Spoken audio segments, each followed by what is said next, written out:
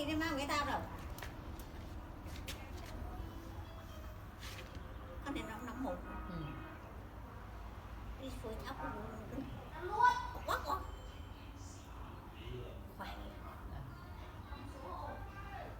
Ơi Chắc ấy rồi. Chắc về thì ấy có phạt rồi.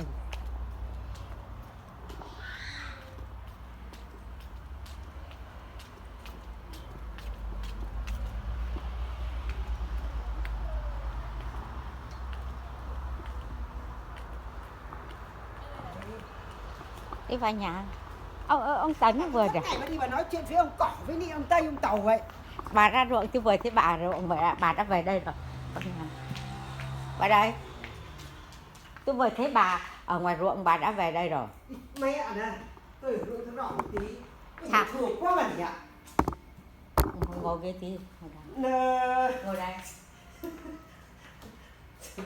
Ăn thằng nó bảo chứ. Thôi đừng ngày nữa. Nước chơi chẳng nữa. Ngồi đây.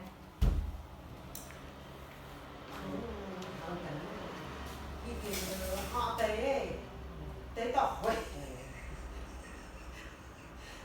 Thế cái vì hai hôm bà dặn nước lớn à? Bà dặn nước lớn thì thằng mình nó thừa. nước lớn Bà dặn nước lớn. thuốc trừ cỏ nó còn mua cả cái chứ hết hai thằng ruộng. Ngày nọ gì? Cái vụ này Ừ. hết hai thằng ruộng nói cho bà nghe. Xong rồi thao để đi làm đấy toàn những cái nhà nó dần. Không biết cho.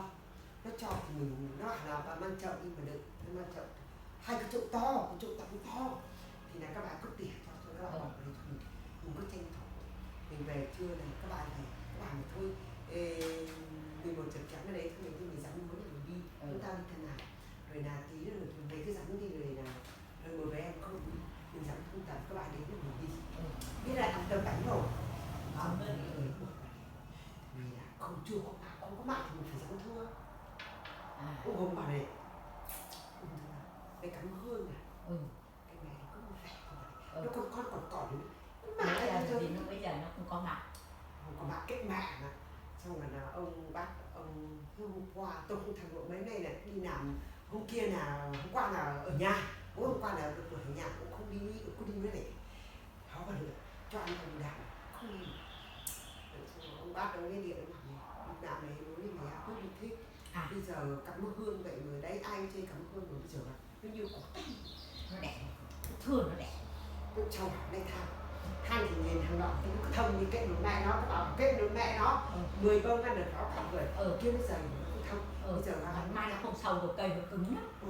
đây cái thằng bạn này đây tôi vừa nói với mẹ ấy các bạn này khéo kiểu cho tí đạm các bạn đừng cho nó đỡ chừng như cái cổ tay thì mình cho đạm mà làm gì nó tung ui giời gì thằng Không ngờ đôi tốt nữa. nó mát ruột gì mấy hôm tiếng điền tôi không than làm gì tổn mát lần đạn tính xem có mỗi hai chảo ruộng rồi 4 yên đan rồi xong là 10 mấy cân đạm rồi những cái đạm trước nó phân hết đi chẳng phải không còn gì nữa xong là vừa nói với cái bà ấy thè vào bà này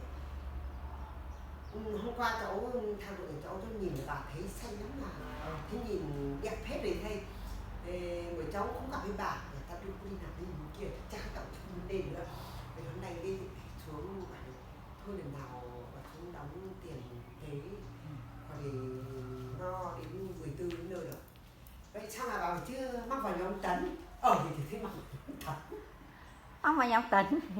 nhóm Tấn